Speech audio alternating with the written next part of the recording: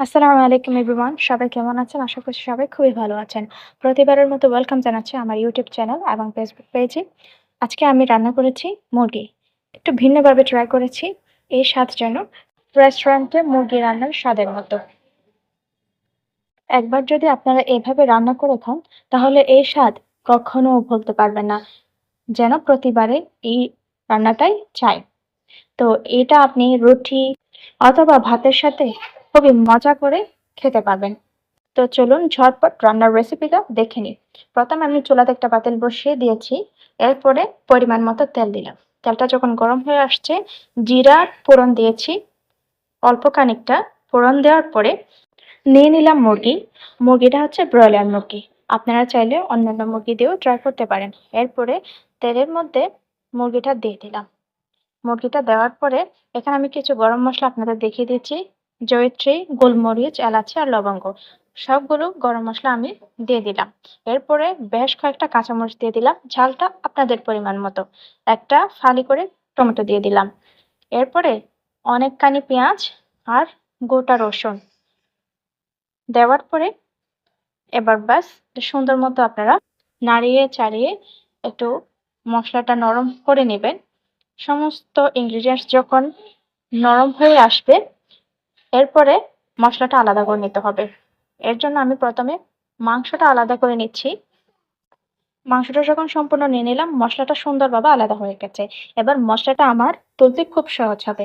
মশলাটা তুলে এবার আমি এটা বেটে নেব। আপনারা চাইলে ব্লেন্ড করে নিতে পারেন। এবার ওই একই তেলে তুলে রাখা মাংসটা দিয়ে দিব। দেওয়ার পরে পরিমাণ মতো লবণ দিয়ে দিলাম, 1 চামচ মতো ধনিয়ার গুঁড়া আর 1 চামচ মতো জিরার গুঁড়া দিয়ে দিলাম। বাস, এখানে আর কোনো মশলা ইউজ করব না। এবার এটা নাড়িয়ে চাড়িয়ে আপনাকে ভালোভাবে কষিয়ে নিতে হবে। ভালোভাবে কষানোর জন্য অল্প পরিমাণে পানি দিয়ে দিলাম। এবার নাড়িয়ে ছেড়ে সুন্দর মতো কষিয়ে নিতে হবে। এর পাকে মশলাটাও বেটে নিতে হবে।